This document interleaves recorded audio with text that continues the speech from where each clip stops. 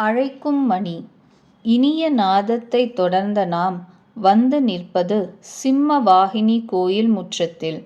இந்த கோயிலில் உள்ள சிம்மவாகினி ஜெயராம்பாடி கிராமத்து காவல் தெய்வம்.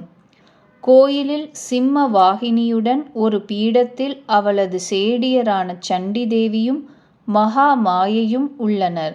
இன்னொரு பீடத்தில் நாக தேவதையான மனசா தேவி எழுந்தருளியுள்ளாள்.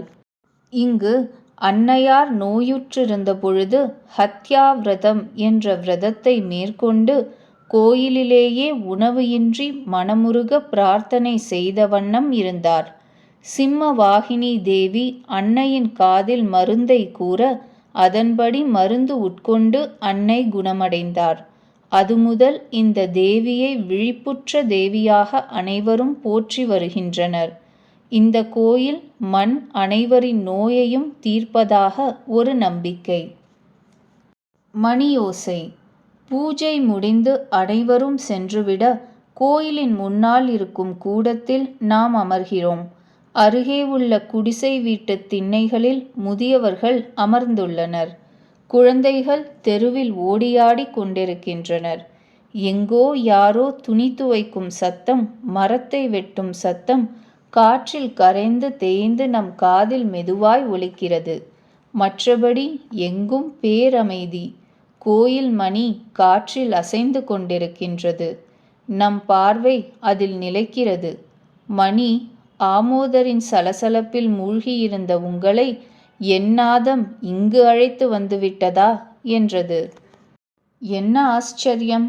இந்த கோயில் மணி அதன் அசைவோடு நம்மிடம் பேசுகிறது. ஆம், இதன் இனிய நாதத்தில் மனத்தை இழக்காதவர் யார்? மணியின் இனிமையான வார்த்தைகள் கேட்க சுகமாயிருக்கிறது. மணி உதிர்த்த பொன்மணிகள். மணி கூறத் தொடர்கிறது. ஏன் அப்படி மயங்கிப் பார்க்கிறீர்கள்? உலகின் பல பொருட்கள் பல சப்தங்களை ஏற்படுத்தினாலும் நான் இனிமையை மட்டுமே என் இயல்பாக கொண்டிருக்கிறேன். ஏனென்றால் ஸ்ரீ சாரதாதேவி சொல்வார், வார்த்தையாலும் பிறரை துன்புறுத்தக் கூடாது, பிறரை புண்படுத்தும் வார்த்தைகளை பேசக்கூடாது. அவர் அனைவரையும் மகனே, மகளே, அப்பா, அம்மா என்றே அழைப்பார். மிக மென்மையாக மெல்லிய குரலில் இனிமையாகவே பேசுவார். யாரையும் கோபப்பட்டு பேசியோ அதிர்ந்து திட்டியோ பார்த்ததே இல்லை. சரி, இனிமையாக பேச வேண்டும். ஆனால் சில தருணங்களில் கடுமையான உண்மையை கூற நேர்கிறதே என்று நாம் மணியை கேட்கிறோம். மணி பதில் சொல்கிறது. அன்னை, இது என்னப்பா, இதயம் புண்படுமாறு பேசலாமா? உண்மையாக இருந்தாலும் பிறரது உள்ளம் புண்படும் விதத்தில் அதனை கூறக்கூடாது என்பார். உண்மையானாலும் இனிமையாக கூறலாமல்லவா? ஆமாம், இப்படி எல்லோரையும் சந்தோஷப்படுத்துமாறு நம்மால் எப்பொழுதும் பேச முடியாதப்பா என்று நாம் அங்கலாய்க்கிறோம். மணியின் சிரிப்பு. மணி வாய்விட்டுச் சிரித்துவிட்டு கீழ்க்கண்டவாறு கூறியது. மற்றவர்களை சந்தோஷப்படுத்த அல்ல இனிய மொழி, அது உங்கள் மனம் நன்றாயிருக்க ஓர் இனிய வழி. ஒவ்வொரு முறை நீங்கள் கடின மொழி பேசும்பொழுதும் கேட்பவர்கள் வேறுபடுகிறார்கள். ஆனால் உங்கள் மனம் மட்டும் எப்பொழுதும் உலைக்கலனாக அல்லவா உள்ளது? கடின மொழி பேசுவதால் ஒருவனது மனது நுண்மையை இழந்துவிடும். அப்படி பேசுவதே அவனது இயல்பாகிவிடும். மென்மையை இழந்துவிட்டால் அவனது பேச்சை எதுவும் கட்டுப்படுத்த முடியாது என்பார் அன்னை. மணி தொடர்கிறது. கால் ஊனமுற்ற ஒருவனிடம் அவனுக்கு இந்த நிலை எப்படி ஏற்பட்டது என்று கேட்க வேண்டுமானால் அவனிடம் போய் நீ எப்படி நொண்டியானாய் என்று குத்தலாய் கேட்கக்கூடாது என்ற குருதேவரின் வார்த்தைகளை அன்னை கூறுவார். மணி சற்று அமைதி காக்கிறது. மணி சொல்வது உண்மைதானே? மந்திரமானாலும் வாழ்த்தானாலும் அவை அனைத்தும் வார்த்தைகள்தானே? ஆனால் ஒன்றின் விளைவு மற்றதிலிருந்து மாறுபடுகிறது. சுற்றியிருப்பவர்களிடம் வெவ்வேறு விளைவுகளை ஏற்படுத்துகிறது என நாம் சிந்தனை வசப்படுகிறோம். மணியும் கதை சொல்லுமா? ஆமோதர் கதை சொன்னது போல இந்த மணியும் ஏதாவது கதை சொல்லுமா என ஏக்கத்தோடு மணியை பார்க்க மணி கதை சொல்ல ஆரம்பித்தது. ஓர் ஊரில் ஒரு செல்வந்தர் வீட்டு திருமணம் மிக விமரிசையாக ஏற்பாடாகியிருந்தது. ஊரில் உள்ள அனைவரும் விருந்திற்கு அழைக்கப்பட்டிருந்தனர். திருமண விருந்திற்காக அனைவரும் அமர்ந்தனர். ஒரு பெரிய அண்டாவில் பாயசம் செய்து அதை 4 பேர் தூக்கி வந்தனர். மேலே வானத்தில் கழுகொன்று பாம்பினை தன் காலில் இறுக்கியபடி பறந்து சென்று கொண்டிருந்தது. பிடி நழுவிவிடக் கூடாதே என பருந்து பாம்பை இறுகப் பிடித்தது. இந்த பிடியால் பாம்பு விஷத்தை உமிழ்ந்தது. அந்த விஷம் பாயச அண்டாவில் விழுந்தது. அதை யாரும் கவனிக்கவில்லை. அந்த விஷம் கலந்த பாயசம் எல்லோருக்கும் கொடுக்கப்பட்டது. விஷத்தின் விஷயம் தெரியாமல் அதனை உண்ட அனைவரும் இறந்தனர்.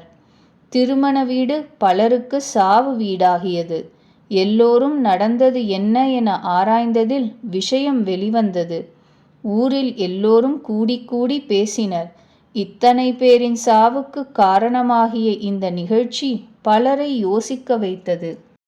பாவம் யாருக்கு? இத்தனை பேரின் இறப்பிற்கு காரணமாகிய பாவம் யாரைச் சேரும் என விவாதித்தனர். பாவம் யாரைச் சேரும் உண்மையிலே? சமையல்காரனையா? அண்டாவை தூக்கி வந்தவர்களையா?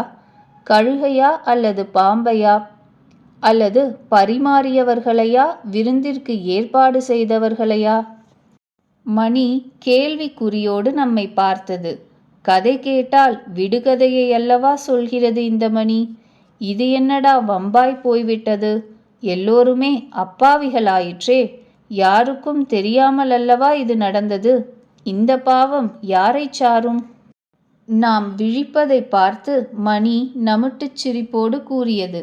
விடை தெரியாத இந்த கேள்வியோடு ஊரார் ஊரில் உள்ள முனிவரை அணுகி நிகழ்ச்சியை விளக்கி விடை கேட்டனர்.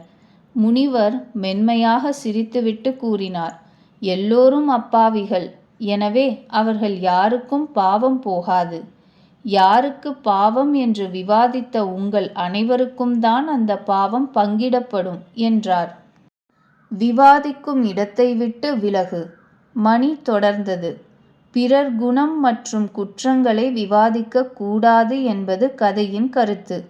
அன்னை ஒரு படி மேலே போய் பிறரது குணம் குற்றங்களை விவாதிக்கும் இடத்தில் நீ இருக்காதே. அது உன் மனத்தில் அவர்களை பற்றிய தேவையற்ற பதிவை ஏற்படுத்தும். அதனால் அவர்களின் குற்றத்தில் ஒரு பகுதி நம்மில் நுழைவதை நம்மால் தவிர்க்க முடியாது என்பார். எனவே பிறரை பற்றி தேவையில்லாமல் மற்றவர்கள் பேசினால் நான் காது கொடுப்பதில்லை. அதனால்தான் என் இனிமையை என்னால் காக்க முடிகிறது. அது அனைவரையும் கவர்ந்தெழுக்கிறது. ஆமாம், இந்த மணி சொல்வது எவ்வளவு உண்மை. மற்றவர்களை பற்றி விமர்சிப்பது விவாதிப்பது என்று எவ்வளவு நேரத்தை செலவழிக்கிறோம். இதனால் நம் நேரம் மட்டுமில்லாமல் ஆக்க சக்தியும் செயல் திறனும் எவ்வளவு வீணாகிறது.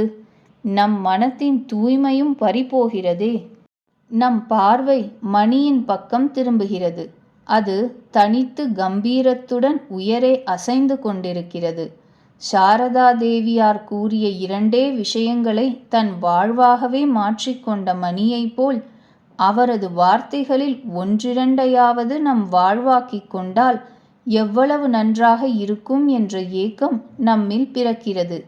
மணியிடம் இருந்து பிரிய மனமில்லாமல் பிரியும் நமக்கு அந்த அதிசயம் காத்திருக்கிறது. இதுவரை கேட்டவை.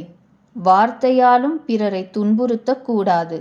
உண்மையாயினும் பிறர் வருந்துமாறு பேசக்கூடாது. கடுமொழிகள் பேசுவதால் ஒருவனது மனநிலையே கொடியதாக மாறுகிறது. மனம் நுண்மையை இழக்கிறது. பிறர் குணம் குற்றம் பற்றி விவாதம் செய்யும் இடத்தில் நீ இருக்காதே.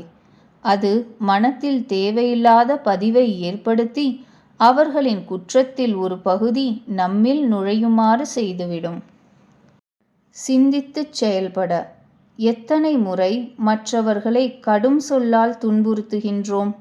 உண்மையைத்தானே சொல்கிறோம் என வன்மையாக கேலியாக எத்தனை முறை பேசுகிறோம். பிறரை பற்றி விவாதிப்பதில் விமர்சிப்பதில் எவ்வளவு நேரத்தை செலவழிக்கிறோம்.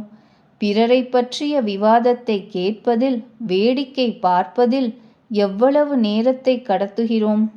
நமக்கு நாம் நன்மை செய்து கொள்ள வேண்டுமானால், நமது முன்னேற்றத்தில் நமக்கு அக்கறை இருந்தால் இந்த விஷயங்களை புரிந்து நாம் செயல்படுவோம்.